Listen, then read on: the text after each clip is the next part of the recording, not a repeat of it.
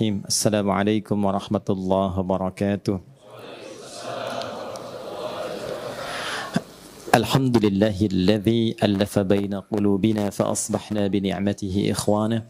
Wassalatu wassalamu ala rasulillahilladzi ursila rahmatan lil alamin. Fa biqtida'i sunnatihi syarifati asbahna lil muttaqina imama.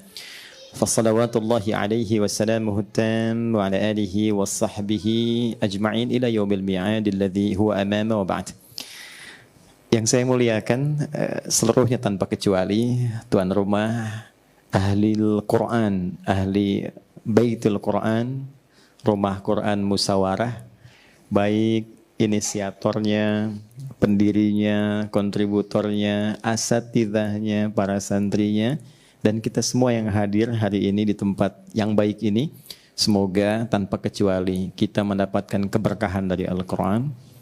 Dan yang kedua, Al-Quran diizinkan oleh Allah Subhanahu wa Ta'ala memberikan perubahan dalam kehidupan bagi kita, sekaligus menjadi syafaat di akhirat kelak untuk kita semua insya-Allah.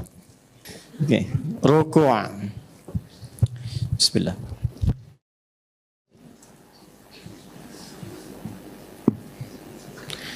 Baik teman-teman, kajian kita saya pernah tegaskan di awal selalu akan mengacu pada 3 aspek.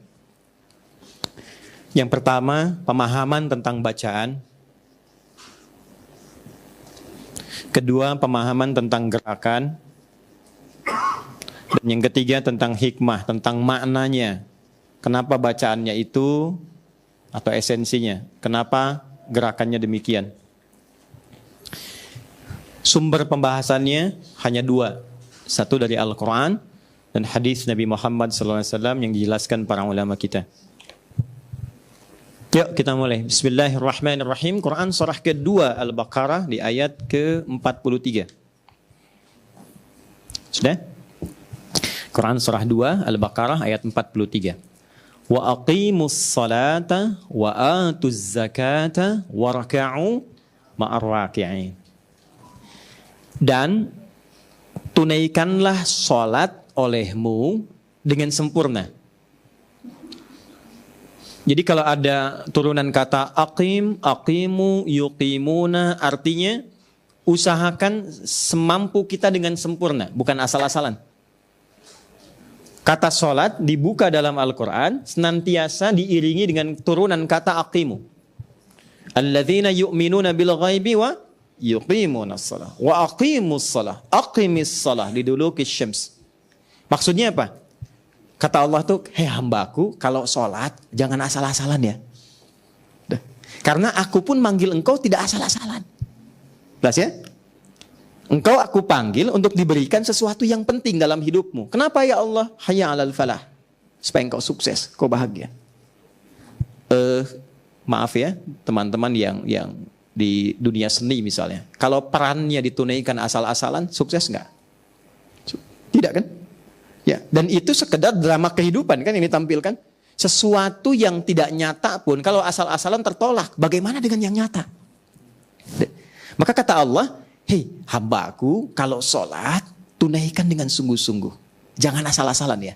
Wa aqimus shalah. Tunaikanlah olehmu sholat itu dengan sempurna sesuai dengan kemampuanmu. Wa atuz zakah, keluarkan zakat dengan ikhlas sehingga engkau merasakan kenikmatannya. Sedikit lompat, sedikit. Atau itu dari kata ita. Ita itu memberi dengan ketulusan jiwa. Sehingga sampai pada penerima. Maksudnya kalau Anda mau zakat, kalau bisa, berikan langsung kepada mustahiknya. Sehingga merasakan kenikmatannya. Teman-teman kalaupun cuma 5.000 ya wajib zakatnya. Anda keluar, tukang sapu yang di jalan, kemudian Anda papasi, Anda berikan. Bu, semoga ini bermanfaat, terima kasih. Tiap hari ibu telah memberikan akses jalan yang baik untuk saya.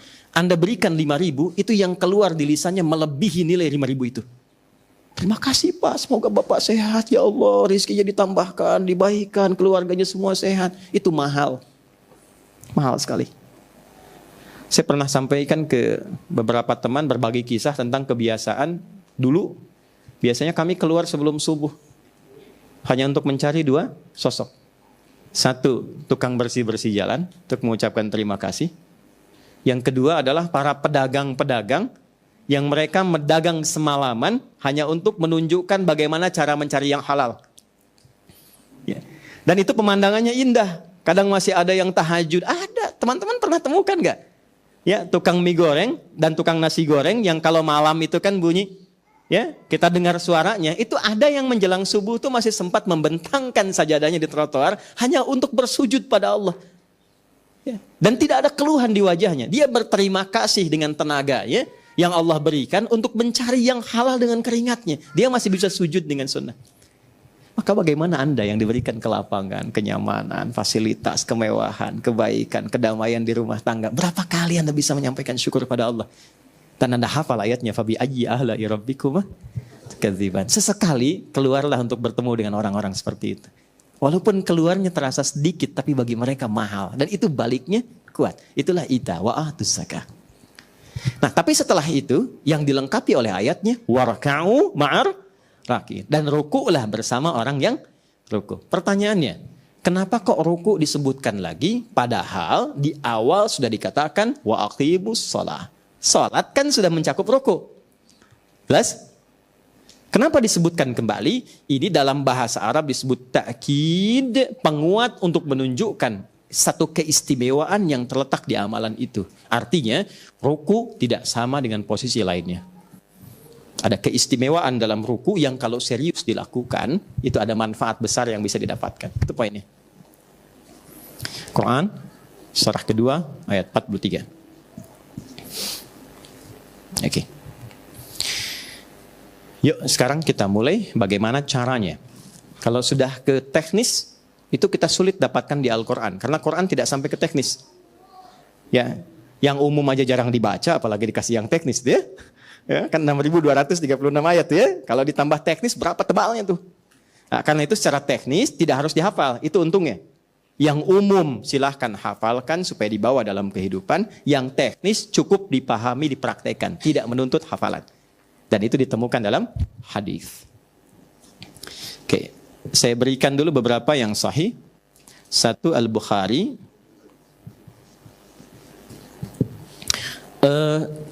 Saya lebih selalu senang menggunakan al. Walaupun menyebut Bukhari pun bisa. Karena kalau sudah pakai al, ini ada inspirasi di dalamnya. Kehususan. Ya, karena asalnya nama tempat Bukhara. Ya, saya pernah sampaikan, mungkin masih ingat ya, nama aslinya Muhammad tuh. Punya bapak namanya Ismail, kakeknya Ibrahim, kakek buyutnya Al-Bardizbah, yang buyutnya Al-Mughirah, tinggal di kecamatan Ju'fah, Kabupaten Bukhara, ya, Provinsi Khorasan, negara Uzbekistan sekarang. Nah, beliau memperkenalkan dengan nama daerahnya untuk menginspirasi bahwa saya ini bukan dari Arab. Saya dari Bukhara. Tapi bukan berarti saya yang bukan orang Arab itu tidak memiliki kemampuan untuk kenal Rasulullah. Untuk kenal dengan Allah. Jadi sekaligus ini memberikan kesan penguat bahwa diutusnya Nabi sebagai rahmat untuk semesta alam. Jadi jangan kita merasa minder. Oh ini kita bukan orang Arab. Berarti belum tentu sefasih orang Arab baca Al-Quran. Belum tentu. Ya, boleh jadi anak-anak santri di musyawarah ini dibandingkan dengan orang-orang Arab tertentu bisa jadi lebih fasih. Ya, ada yang fasih, Syekh Sudais, iya, Syekh Surem, iya. Ya, tapi kan tidak semua orang Arab bacaannya begitu. Jelas ya? Oke, balik ke sini. Al-Bukhari nomor hadis 757. Dikonfirmasi oleh Imam Muslim juga. Nomor hadis 397. Dikuatkan di dalam Sunan Abu Daud. Nomor hadis 856. Yang meriwayatkan namanya sahabat Abu Hurairah. Yang mengalami peristiwa ini namanya sahabat Khalad bin Rafi Az-Zuraiqi. Khalad bin Rafi Az-Zuraiqi. Oke. Saya minta cepat satu orang. Depan. Siapa saja? Siapa saja? Boleh. Oh, Mas Ari dulu udah pernah. Dede belum. Baik, jazakallah khair. Izin ya, Mas Dede ya. Boleh pemanasan dulu karena ini nanti ada gerakan yang cukup menantang dan mesti hati-hati, ya. Sudah siap? Baik. Kita cek dulu. Silahkan ruku Mas Dede. Kalau ke sini ke MU, kiblatnya ke sana. Nah.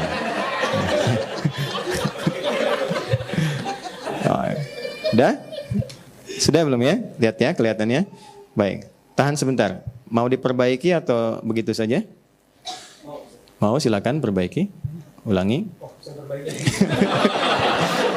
Sampai yakin. Maaf, terhalang. Silakan. Yakin? Tanya teman, 50-50. Dah. Yakin ya? Sudah. Tahan sebentar nih. Ya, ada yang mau komen? Tidak ya? Baik. Kira-kira benar atau tidak? Nah, untuk sholat gak boleh dikira-kira. Ya, untuk sholat kita mesti belajar. Karena itu bangun sebentar, kita baca hadisnya. Kata Nabi, "Tsumma raka'." Kalau sudah selesai berdiri, baca surat, "Tsumma raka'." Pakai tsumma, artinya jangan buru-buru. Jelas? Jadi ada fa, ada tsumma, itu beda. Kalau fa, itu cepat tanpa jeda. Kasus Nabi Zakaria dulu, beliau berdoa, selepas doa itu pakai fa. Fanadathul malaikah. Ayat 39 Quran surah 3. Artinya nggak ada jeda. Baru selesai doa, malaikat langsung turun memberikan jawaban. Tapi ini menggunakan thumma. Thumma itu ada jedanya. Maksudnya apa? Kalau selesai baca surat, walam yakullahu kufuwan ahad, tenang dulu. Jangan langsung belum ahad sudah ruku. Jelas?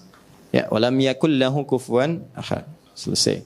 Baru tenang, setelah tenang darahnya mengalir cukup baik, baru kemudian ruku. Jelas sampai sini? Baik, itu bagian pertama. Karena kalau musim taraweh ini suka lupa. Kalau mana ada Allahu Akbar, ya. Saya tuh suka bingung ya. Saya tuh 11 rakaat hampir 1 jam. Ada yang 23 rakaat 5 menit. Ya. Nah, itu mungkin sudah hantam ya. Ada pesana. Dulu. Tahan, tenang. Tsumma raka'. Setelah tenang baru kemudian rukuk. Silakan. Rukuk. Ya. Tahan ya. Biasanya begini atau angkat tangan. Allahu Akbar turunnya. Coba diingat-ingat. Biasanya kalau sudah lam yakul lahu kufuwan ahad, angkat tangan begini atau langsung? Ya. Amin. Stop. Tahan. Nah, baik ya. Ngadap ke sini, ke depan supaya kelihatan. Tahan sebentar ya. 1, posisi kaki tidak terlalu lebar, tidak terlalu rapat, tapi usahakan sejajar dengan pinggangnya. Ya, atau bahu dari sini sejajar. Nah, ini lebih enak. Jelas? Ini ke bawah terus nih, akan ke bawah terus. Ini sudah saya terangkan di pertemuan lalu. Yang kedua, posisi tangan, telapak tangan, ini boleh 2 pilihan.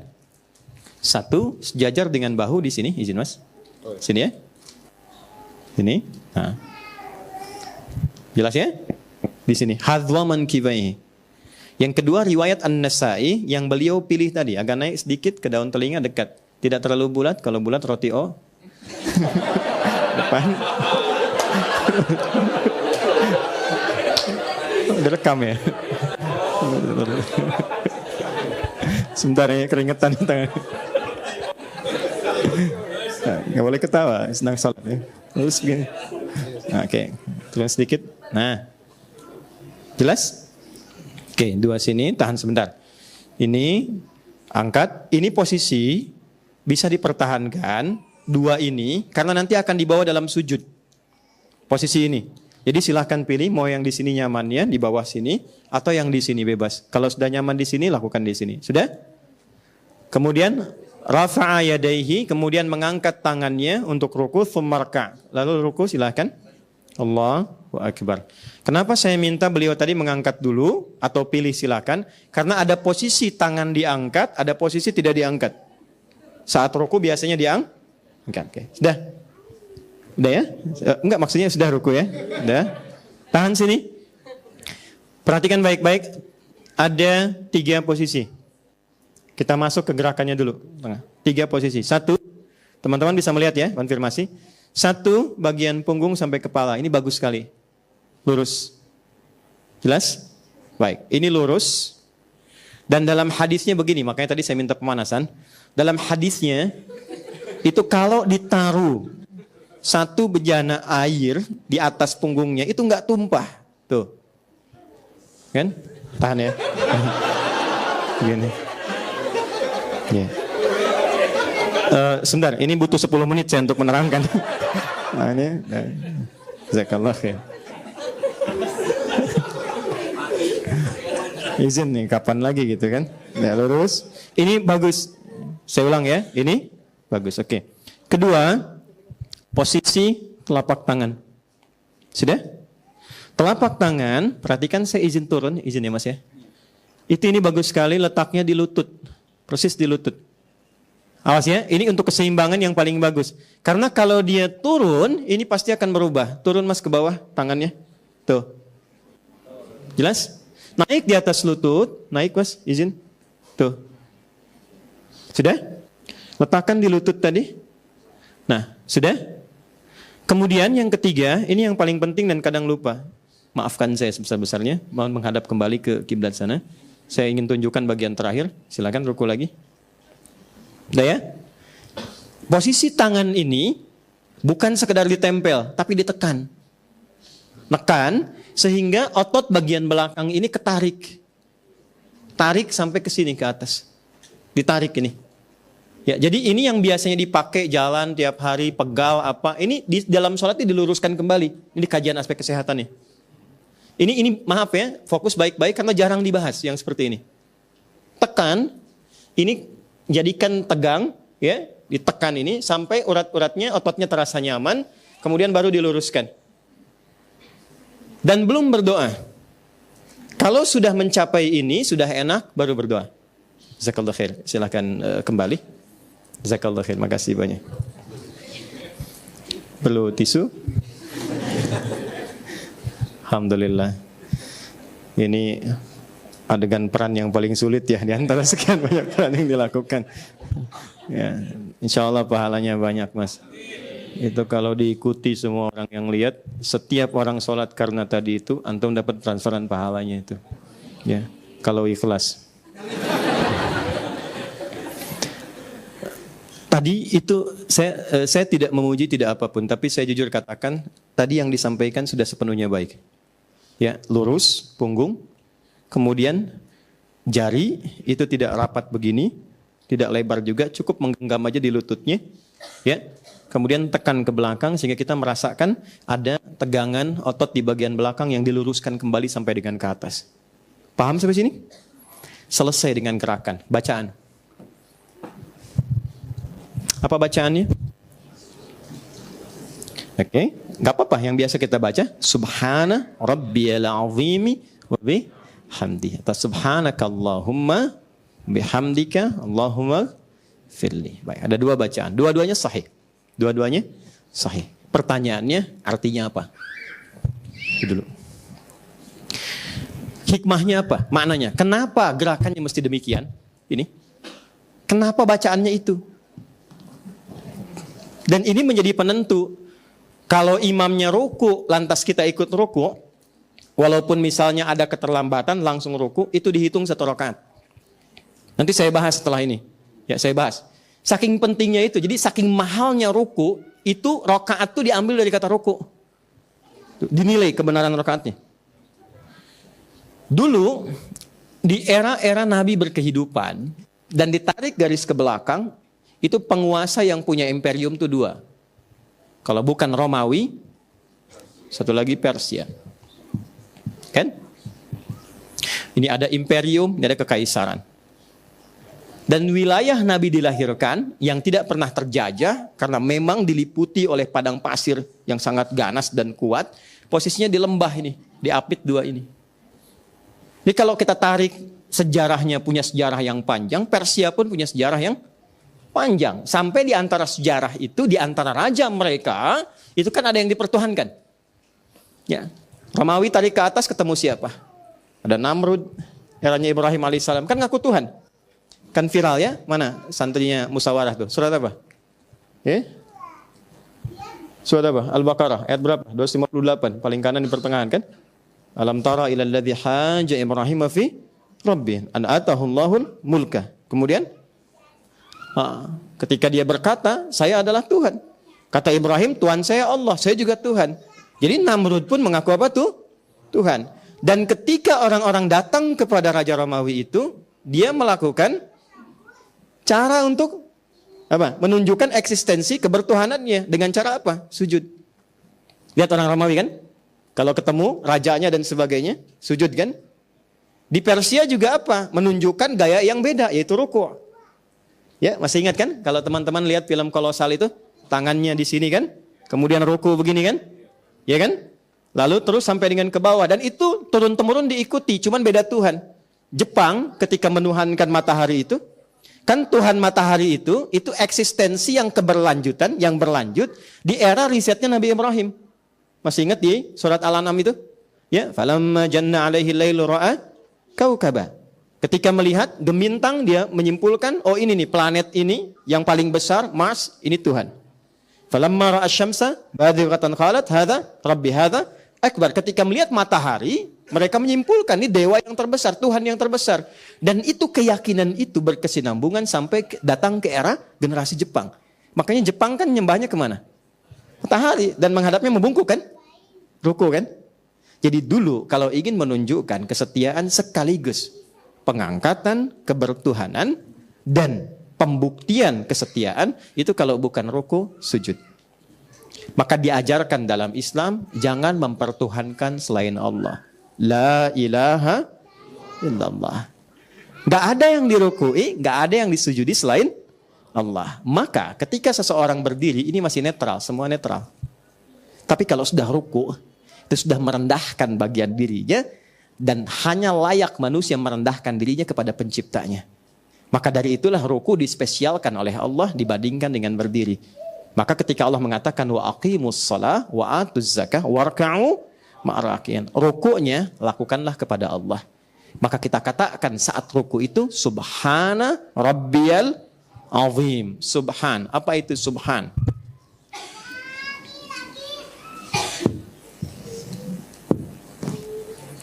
Anda benar jawab, saya kasih hadiah umrah. Saya serius, tapi bukan yang musyawarah. Bukan santri, bukan ustadz. Waktu habis. Begini, subhan. Nanti kalau saya tanya lagi, nggak usah takut salah, ya, karena benar belum tentu dapat pahala, salah pun nggak keluar dari sini, ya. Subhan itu kata yang diungkapkan jika Anda temukan sesuatu atau mendengar sesuatu yang tidak sesuai dengan keagungan dan kedahsyatan zatnya Allah. Contoh, Al-Baqarah ayat 116. Wa qalu takhadzallahu walada. Mereka berkata, Allah punya anak. Kira-kira kalimat itu benar nggak? Ya, kita orang Islam meyakini tidak kan? Dan itu yang paling dahsyat. Mempersekutukan, menganggap Tuhan punya anak itu tuduhan yang nyata. Kan? Sesuatu yang salah. Siapa yang belum menikah ini? Yang ini aja, santri ya. Misal, saya katakan gini. Ya, tuh punya anak tuh. Padahal nikah aja belum. Ya kan? Kita katakan punya anak tuh. Padahal nikah aja belum. Pasti anak akan menolak. Ya kan? Apalagi Tuhan yang tidak menikah dan tidak punya hasrat untuk itu dan pencipta segalanya, maka dikatakan Tuhan punya anak. Maka itu bagian yang tidak layak yang disertakan kepada Allah. Maka Allah langsung membantah, subhana, nggak benar itu. Maha suci itu kan, kalau suci itu bebas dari yang kotor kan? Itu tuduhan kotor sekali. Allah suci dari itu maksudnya. Jangan berkata yang kotor. Yang paling kotor dinisbatkan kepada Allah adalah kata-kata yang tidak sesuai dengan keagungan zatnya. Jelas di sini? Oke, satu. Subhan. Nabi itu dituduh oleh orang-orang yang antipati pada beliau pada masa itu dengan mengatakan, mustahil Muhammad kamu itu bisa ke Masjidil Aqsa, ke Palestina, cuman semalam balik lagi. Terus bilang-bilang naik ke langit lagi. Ya. Itu Abu Jahal senangnya bukan main tuh. Nanti saat kita umrah ya, berangkat, nanti saya tunjukin tuh di mana rumahnya Abu Jahal tuh dan kapan peristiwa itu terjadi. Jadi Abu Jahal itu saat mengetahui informasi Nabi Isra dan Mi'raj itu senangnya bukan main. Karena ada satu bahan ya untuk merosting Nabi. Ini paling gampang nih gitu ya. Habis nih Muhammad nih. Ya, dipanggil semua orang, disuruh naik Rasulullah itu ke Jabal Qubais yang sekarang jadi istana raja itu. Nah, istana itu yang di bukit tempat istana itu simbol kepemimpinan, simbol kekuasaan. Di siapa yang naik ke atasnya ini menunjukkan dia penguasa wilayah. Itu sejak zaman dulu. Makanya sekarang ada istana itu untuk menunjukkan ini pemimpinnya. Nah, menariknya Abu Jahal, Abu Jahalnya itu, ya, itu ngangkat Nabi, diminta beliau supaya naik ke atas Jabal Qubais itu, bukit ketinggian, untuk memproklamasikan tentang peristiwa Isra itu. Itu senangnya bukan main karena beliau merasa, Abu Jahal merasa dia punya bahan untuk merendahkan Nabi. Ya, udah selesai. Akhirnya ketika Nabi katakan, saya barusan tadi malam diberangkatkan ke Palestina, kemudian naik ke langit, balik lagi. Itu ketawa Abu Jahal, inilah ya Muhammad yang kayak begini nih yang ngaku-ngaku Rasul. Nyampaikan berita fiksi, nyampaikan macam-macam, yang gak mungkin itu bisa diraih. Itu hampir semuanya murtad. Yang telah yakin, dan yang belum yakin, itu semakin yakin untuk tidak mengikuti seorang Muhammad SAW. Sedang ada di puncak keraguan. Tinggal satu orang lagi. Kata Abu Jahal, kalau satu orang ini ikut kita, selesai dakwahnya Muhammad SAW. Seorang itu namanya Abu Quhafah. Gelarnya Abu Bakar. Rumahnya posisinya di Hotel Hilton yang lama, yang samping Zamzam sekarang. Di Zamzam ada alur sedikit, kemudian sampingnya ada Hotel Hilton yang krem. Itu kalau teman-teman naik ke atas, tangga ada eskalator, belok kanan, nah itu posisinya rumah Abu Bakar, yang sekarang di musola. Ya, kalau naik lagi kiri ke atas sedikit yang sajadah Turki itu yang murah-murah di atas tuh. Ya. Nah, itu Abu Bakar di situ. Itu dijemput tinggal satu orang lagi. Begitu datang Abu Bakar, kemudian datang, ada apa katanya? Ketawa Abu Jahal, kamu dengar sendiri Muhammad katanya. Dengar sendiri, begitu disampaikan oleh Nabi tadi malam saya diisrakan, berangkat ke Palestina, naik ke langit terjadi begini. Sudah senyum, tinggal tunggu proklamasi apa kalimat Abu Bakar? Laukana Muhammadun, kalaulah Muhammad sallallahu alaihi wasallam qala, beliau berkata, wara'a hadzal jabal, di belakang bukit ini aduun, ada banyak musuh yang siap menghantam kita di Mekah, dan itu tidak terjadi, saya akan tetap mempercayai Muhammad. Karena track recordnya semua bersih. Saya akan tetap percaya Muhammad. Nah, membenarkan sesuatu yang belum diketahui kadar kebenarannya, walaupun dia pasti benar, tapi belum diketahui kadar kebenarannya, itu disebut shadiq. Tapi membenarkan sesuatu yang belum diketahui kadar kebenarannya saat orang lain meragukannya, itu disebut siddiq. Maka sejak peristiwa itu diberi nama Abu Bakar As-Siddiq. Hanya dengan satu orang itu menegaskan komitmennya, itu yang tadinya ragu jadi meningkat keyakinannya, yang tadinya mau meninggalkan Rasulullah jadi berbalik mendukung Rasulullah. Nah, kita perlu orang-orang seperti itu. Dan kita kekurangan itu. Tipe-tipe Abu Bakar yang kalau bicara semua tahu itu baik. Siapa teladan kita yang kalau orang bicara itu satu orang tuh kita yakin tuh benar tuh. Kita bisa ikut. Nah, ini yang percikan ini yang disebutkan sami'na wa ata'na. Ya, itu yang di Al-Baqarah 285 itu. Sekarang tipe-tipenya kan sami'na wa nanyaina. Ya, kami dengar, kami konfirmasi. Banyak tanyanya gitu kan. Sehingga dengan kebanyakan bertanya itu menjadi sedikit yang diamalkan. Ya. Ya, gitu. No. Paham? Yuk, balik ke sini. Jadi itu sisi yang terkait dengan subhan. Maka turun pembenaran dari Allah tentang peristiwa itu. Ketika Abu Bakar mengatakan demikian, Rasulullah menegaskan, turunlah Quran surah ke-17 dengan hasil manfaat dari peristiwa Isra dan Mi'raj itu. Kan sholat kan? Berapa rakaat? 17 rakaat. Surah ke-17 ayat pertama. Apa pembukaannya? Subhanalladzi asra bi'abdihi lailam minal masjidil haram ilal masjidil aqsa. Oke, itu kan nas. Kalau nas itu kan orang belum tentu percaya kan? Saya bertemu non-muslim, bisa teman-teman yang Kristen atau yang Hindu, yang Buddha. Saya sampaikan berita di Quran, langsung percaya nggak?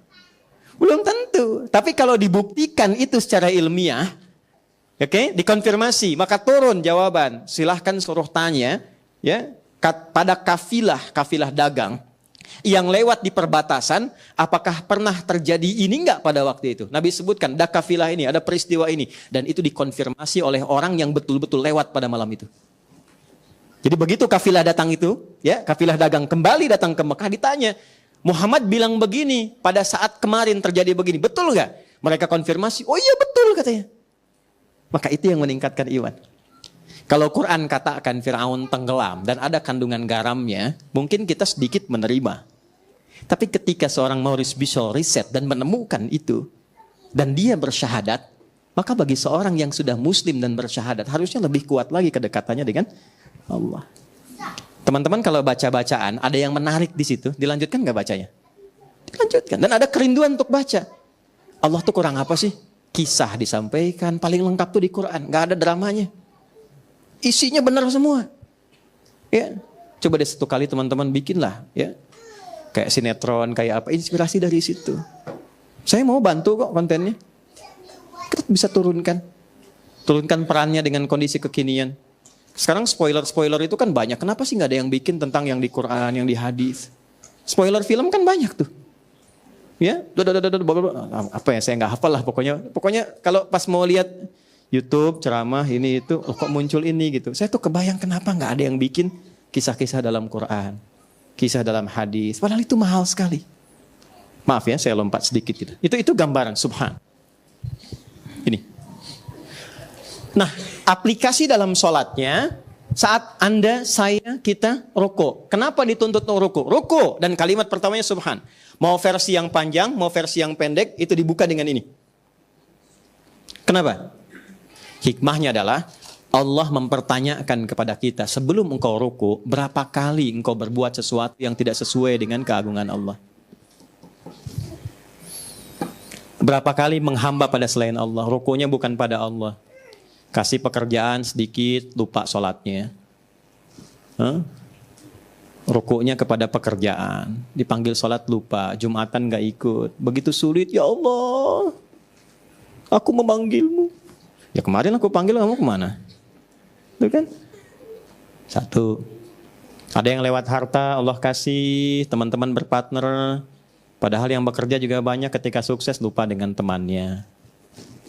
Berapa yang dihasilkan sudah bisa dibagi, berapa yang dizakati, berapa yang diinfaki, apa itu zakat, apa itu infak, gitu, macam-macam.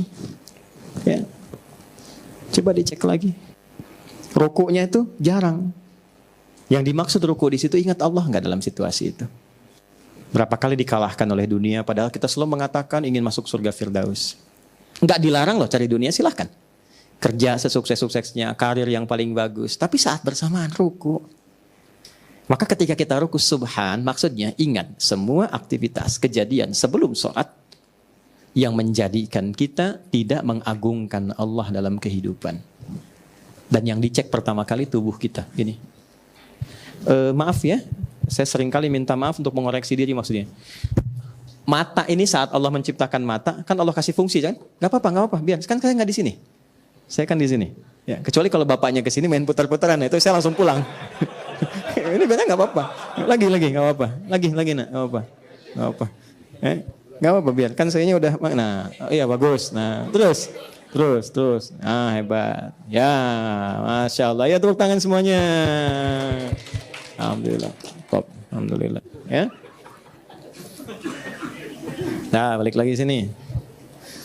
Tenang aja Mas Dimas, tenang. Nggak apa-apa. Saya senang anak-anak, senang. Nggak ada masalah. Mata, ini penciptanya siapa? Allah ngasih fungsi. Teman-teman bikin rumah, terus menempatkan sesuai fungsi. Saya pengen sofanya di sini, saya pengen toiletnya ini, kamarnya ini. Datang saya bertamu, saya bilang, saya robah aja sofanya ke sini. Ya kan? Udahlah, saya ganti sofa depan toilet, gayung jadikan untuk minum, ya gelas untuk di. Nah. Kira-kira Anda yang tuan rumah bagaimana? Gak nyaman kan? Dan saya maksa. Allah menciptakan mata supaya dipakai melihat yang baik. Allah ciptakan lisan untuk berkata yang baik. Bukan untuk mencela. Bukan untuk pelototi orang. Bukan untuk merendahkan orang. Nah yang paling menarik adalah orang itu ruku, tapi saat yang bersamaan dia bisa mencela orang lain. Merendahkan orang. Bahkan dilakukan sesama muslim. Maka dari itu ketika Anda, saya, kita ruku, ingat itu. Apa bagian tubuh kita yang kita rendahkan itu yang sering kali melanggar ketentuan Allah. Mungkin itu yang menjadikan doa kita tuh jarang terkabul. Doa kita, maaf, doa siapapun lah. Ya. Poin. Itu poinnya. Oh, kok lisan baru dipakai mencela terus dipakai mendoa? Allah yang menciptakan lisan nggak mau dipakai itu, terus kita minta. Barusan cela orang, sekarang kita doa. Terus belum ditobati. Nah, itu yang menjadikan kita saat baru turun, tenang, kita katakan Subhana Rabbi. Rabb itu apa? Rabb itu kalimat perjanjian kita yang mengabdikan diri kita kepada Allah supaya Allah merawat kita. Itu sudah dilakukan sejak 4 bulan dalam kandungan. Di Quran surah ke-7 ayat 172. Nanti musyawarah Santi ngajinya begitu ya, supaya Qurannya bisa dipakai itu. Ya. Wa idz akhadha rabbuka min bani adama min zuhurihim min zuhurihim dzurriyyatahum wa asyhadahum ala anfusihim alastu bi rabbikum. Ya, kalimat Rabb itu kalimat komitmen dari dua sisi. Kata Allah, apakah engkau siap menjadikan aku sebagai Tuhan yang engkau pertuhankan, engkau ibadahi, selama engkau berkehidupan, lantas dengan itu aku akan merawatmu, memperhatikanmu, menyayangimu, memaafkan kalau salah, mengampuni kalau dosa, menyembuhkan saat sakit, memberikan jalan keluar dalam kesulitan. Itu Rabb namanya. Keadaannya rububiyah. Sifat yang melekatnya disebut Rabb. Maka kita katakan tanpa fikir. Bala itu tanpa fikir. Ya. Kalau na'am masih ada fikir kadang. Ya, Ustaz, wallahi ghayyir hadza bil laban misalnya. Ustaz, tolong ganti air bening ini dengan susu. Na'am tuh masih mikir, emang kenapa air yang bening ini? Tapi kalau bala itu artinya, maaf, iya tanpa fikir apapun. Oke, Anda ditawarkan begini, Anda ikut saya ya, nanti kebutuhan dijamin, kalau sakit saya bawa ke dokter terbaik, kalau salah pun saya akan maafkan, keperluan kemudian saya akan coba penuhi. Ya. Lalu saya katakan, mau ikut saya enggak? Oh iya, mau, tanpa fikir, itu bala namanya. Jelas ya, bala. Sekali ya, kalau 2 kali jadi makanan tuh. Okay. Lalu syahidna. Dari syahidna itu ada kata syahadat. Bala, syahidna. Oke, kalimat itu kalimat komitmen. Kalau benar kita mempertuhankan Allah dan menyembahnya, maka berlakulah hukum tadi. Ya, itulah sebabnya yang menjadikan saat kita berdoa, kalimatnya sering menggunakan kata Rabb. Coba kalau mau dikaji ya. Rabbana zalamna ya. Rabbana la tu'akhidna in au doa paling favorit. Rabbana atina fid dunya. Pakai Rabbana kan? Rabb. Nah, saat kita menggunakan kata Rabb itu adalah tagihan dari kita seakan mengatakan begini, ya Allah, engkau berjanji dulu kepadaku. Saat aku sakit, kau akan sembuhkan. Maka sekarang aku sakit dan tidak ada yang menyembuhkan kecuali engkau. Kalau dengan memohon kepadamu belum sembuh juga, maka mohon tunjukkan kepada aku kepada siapa lagi aku mesti memohon. Ya Allah, engkau berjanji akan mencukupkan rizki untukku. Sekarang engkau tahu ya Allah, aku sedang dalam kesulitan. Kalau dengan kepadamu yang Razzaq, maha pemberi rizki, aku belum mendapatinya, kepada siapa lagi aku mesti memohon. Itu Rabb namanya. Tapi kapan itu dikabulkan? Kalau ada pembuktian dari kita dalam bentuk komitmen berupa ibadah. Ini yang dimaksud Quran surah ke-2 ayat 186. Ya, sebentar. Ya. Wa idza sa'alaka ibadi anni fa inni qarib. Teruskan, ujibu da'watad da'i idza da'ani. Caranya falyastajibu li. Kamu tuh mintanya banyak kepada aku. Aku tahu, kata Allah. Sebelum kamu minta, aku sudah tahu. Cuman problemnya, kalau aku panggil, kamu gak pernah datang. Kamu manggil aku, kan? Saat aku panggil, kamu gak datang. Sekarang kamu nuntut aku datang memberimu saat engkau memanggil. Gitu. Penuhi dulu panggilanku, aku penuhi apa yang kau inginkan. Jelas? Maka kita katakan, Subhana Rabbi. Maka diingat-ingat saat ruku itu berapa kali kadang-kadang lalai dalam panggilan Allah. Berapa kali salah dalam bersikap. Ya. Katanya Subhana Rabbiyal Azim. Azim itu kan maha agung, maha tinggi, maha hebat. Tapi sehari-hari ternyata merasa hebat dibanding orang. Merasa paling pintar. Merasa paling Qurani, paling sunnah, paling bagus. Karyanya paling bagus dibanding orang. Kepada istri merasa yang paling tinggi, istri ke suami merasa yang paling pintar. Merasa lebih sukses dibanding orang tua, sehingga untuk menyapa aja gak punya waktu. Ya Allah. Katanya Subhana Rabbiyal Azim. Maka tunduk tuh. Nah, ruku itu membawa kesadaran itu, bukan sekedar turun. Baru setelah itu kita merasakan betapa besar nikmat Allah. Banyak dosa kok masih hidup juga. Harta masih dikasih juga, sehat masih diberikan juga. Maka kita katakan wa bihamdi. Kalau di ujungnya ingin ditanamkan penyesalan terdalam, maka pakai yang versi subhanakallahumma rabbana wa bihamdika Allahumma gfirli. Aku minta ampun ya Allah. Aku merasa aku banyak salahnya. Ya Allah, aku merasa, aku mengakui aku banyak khilafnya. Ampuni aku. Terus ruku. Itu keadaan demi Allah, keadaan paling indah. Makanya teman-teman kalau ngaji hadis, coba cek babnya rukunya Nabi. Itu selalu bahasanya saking panjangnya rukunya Nabi, kadang-kadang mendekati panjang bacaan saat berdirinya. Gitu. Padahal bacaannya pendek kan? Ya, okay? Coba berdiri kan Nabi paling pendek itu dalam sholat sendiriannya, itu kan 100 ayat Al-Baqarah. Nah rukunya itu bisa selama itu apa yang dirasakan? Selevel Nabi loh yang terjamin surga gitu dan sebagainya. Nah itu yang menjadikan Nabi berkata, gini, pasti yang sudah berumah tangga itu selalu ada saja kan yang dipertemukan dalam penyesuaian. Saya tidak mengatakan bertengkar. Ada saja perbedaan kan? Ya, kan? Tapi yang paling indah ketika perbedaan itu tuntas, tenang kan? Ya kan? Ada ketenangan baru kan yang dirasakan? Itu yang disebut sakinah namanya. Tapi beda dengan begini, punya masalah dicurhatkan sampai merasa tenang. Itu tumaninah namanya. Jelas? Itulah sebabnya kata Nabi, ketika Anda ruku, jangan buru-buru bangun hatta tatma'inna raki'an. Sampai tumaninah dalam ruku, sampai tenang. Kapan tenang itu dirasakan? Kok kejadiannya baru begini langsung bangun kok? Ya, saat bangkit itu udah tenang belum? Pertanyaannya, kapan tenang itu dirasakan? Ketika kalimat Allahumma gfirli itu keluar. Ya Allah ampuni aku salah. Oke, saat sholat tuh ingat-ingat apa yang dibawa tuh. Lalu mengatakan, ya Allah aku salah, ampuni aku. Itu yang membuat kita tenang, keluar air mata tuh. Ngetes keluar. Nah ini info saja. Bacaan ini baru doa pembuka. Baru pembuka doa. Nanti setelah kalimat itu selesai, barulah dikeluarkan apa yang menjadi masalah saat ini. Minta dalam hati kita. Kan sebagian ada yang punya problem di rumah tangga, di pekerjaan, kehidupan sosial. Ya kan? Apa saja dengan orang tua, dengan suami, istri, anak, dan sebagainya. Itu yang dihadirkan. Nah di saat itulah, titik itu kita hadirkan, lalu kita mintakan, itulah yang terjadi koneksi yang sangat tinggi, terkabul tuh. Kalau mau coba teman-teman silahkan, sholat seperti itu. Ya, coba. Paling enak saat tahajud malam. Ya, kalau bisa sih biasakan suami istri misalnya kalau sempat atau kalau lelah jangan dipaksa. Ya, istri saya suka minta, Bu ya mau sholat malam gini sama. Tapi saya kalau bangun duluan saya lihat tuh lelah. Saya nggak bangunkan.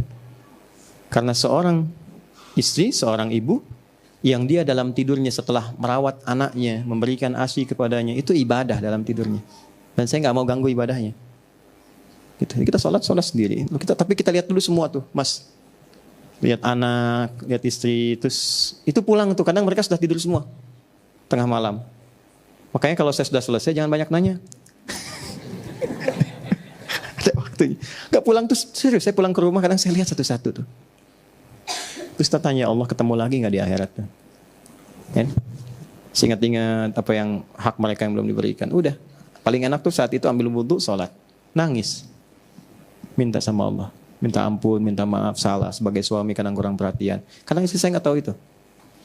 Sebagai ayah kurang perhatian, kurang baik. Sebagai teman ada hak yang belum tersampaikan, ada ngaji yang disampaikan tapi belum diamalkan. Itu paling enak tuh waktu-waktu gitu tuh. Nah, Anda dengan kadarnya masing-masing coba lakukan hal yang sama. Itu bukan ustadz aja. Semua tuh punya kenikmatan dan hak yang sama. Pernah nggak begitu di malam hari? Itu kalimat Quran di Quran surah ke-73 ayat 6. Inna nasyi'atal laili hiya ashaddu wat'an wa aqwamu qila. Bangun malam tuh beda dengan sholat siang. Sentuhan kejiwaannya tuh begitu kuat. Enak gitu kalau udah ke bawah tuh enak. Nah itu dibawa. Kalau sudah merasakan Allahumma gfirli, baru minta sama Allah. Itu sebelum diungkapkan Allah sudah jawab. Kadang-kadang begitu. Sebelum diungkapkan. Ya, jelas? Nah karena itulah kemudian orang-orang yang sedang ruku sampai ke titik itu diminta oleh Allah bangun.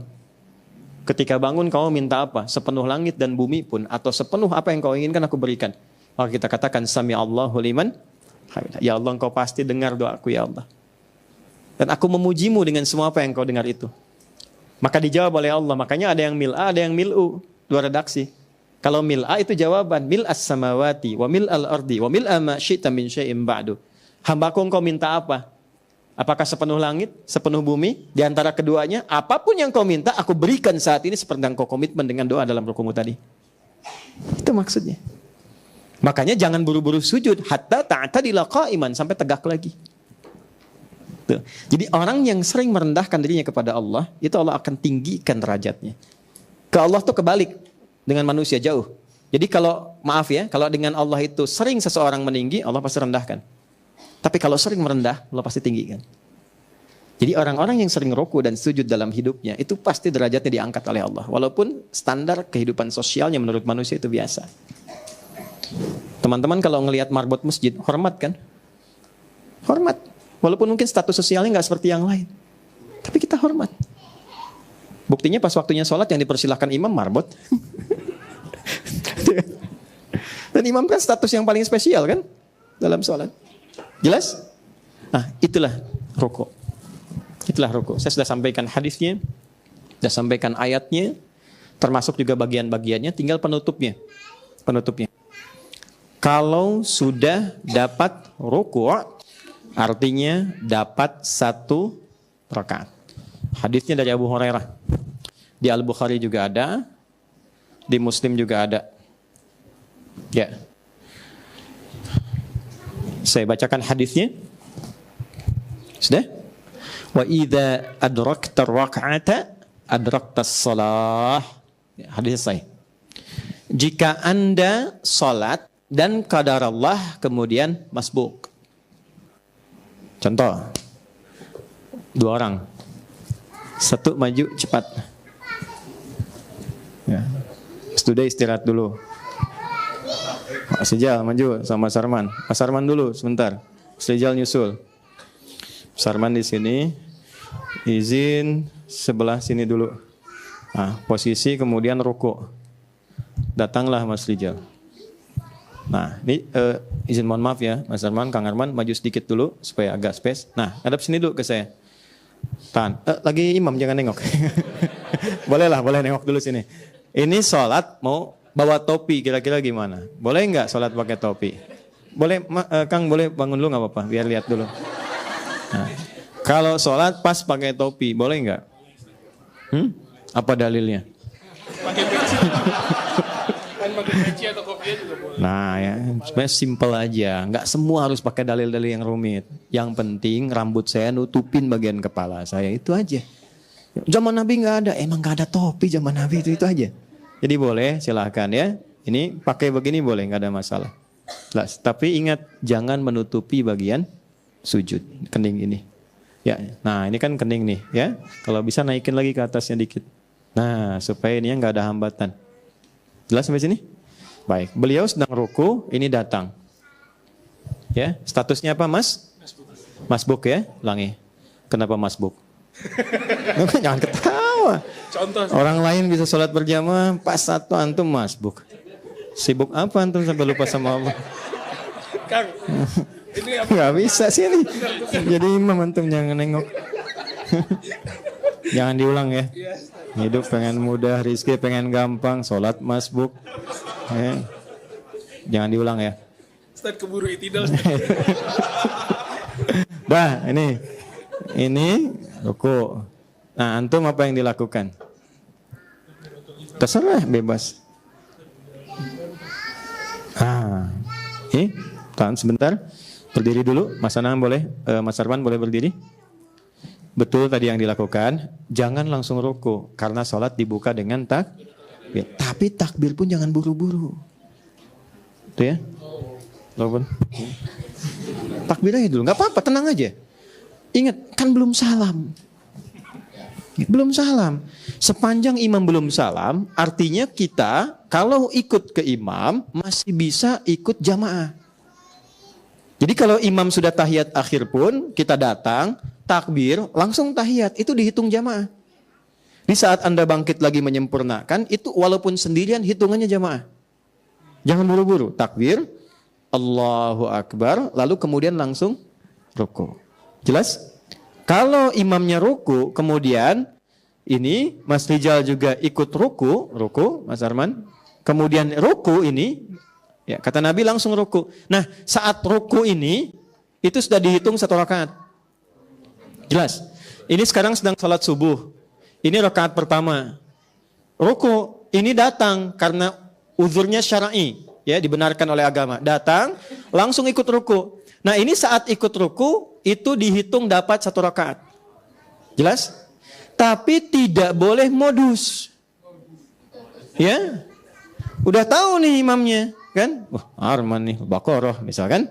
Ya. Misal contoh Alif Lam Mim aja gitu. Ya, misal nih. Ini udah tahu nih. Ada hadisnya ruku lumayan, tungguin tuh. Padahal di belakang udah tahu. Jadi begitu ini ruku baru masuk. Allahu Akbar. Itu dosa. Jelas? Ingat, uzur syar'i, terlambat misalnya ke masjid, datang karena kondisi tertentu, imam pas ruku, langsung ruku. Jelas? Itu dapat 1 rakaat. Dan itu keterangan Nabi, bukan keterangan Adi. Keterangan Nabi. Idza adrakta rak'ata, kalau engkau dapat 1 ruku dalam imam, adraktas shalah, engkau mendapatkan 1 rakaat. Jelas begini? Baik, silakan. Nah, bagaimana kalau sudah i'tidal? Fala yu'tadda minhu, maka tidak dihitung. Dihitungnya berjamaah tapi enggak dihitung rakaat. Jelas ya? Misal, Allahu Akbar, ruku, sami'allahu liman hamidah, Anda masuk, langsung ikut i'tidal. Tapi itu dihitung sebagai penyerta jamaah, bukan rakaat. Ikut serta dalam jamaah tapi tidak dihitung 1 rakaat. Nah, jadi i'tidal aja enggak dihitung 1 rakaat, apalagi sujud. Jadi kalau dapat sujud dengan imam itu belum dihitung 1 rakaat. Nah, tapi dihitung berjamaah. Jelas sampai sini? Oke. Saya kira itu yang menjadi bahasan kita hari ini. Saya simpulkan. Ruku adalah bagian yang istimewa dalam praktikal sholat. Ada keistimewaan yang berbeda dengan berdiri saat ruku. Orang yang mampu ruku dengan baik, 1, Allah menjamin akan memuliakan ia dalam hidupnya dengan mengangkat derajatnya. Jadi kalau Anda di kantor diangkat di tempat yang baik. Di rumah tangga diangkat dengan derajat yang baik. Di kehidupan sosial diangkat dengan baik. Sepanjang dia selalu menjaga rukunya dengan baik. 1, itu janji Allah.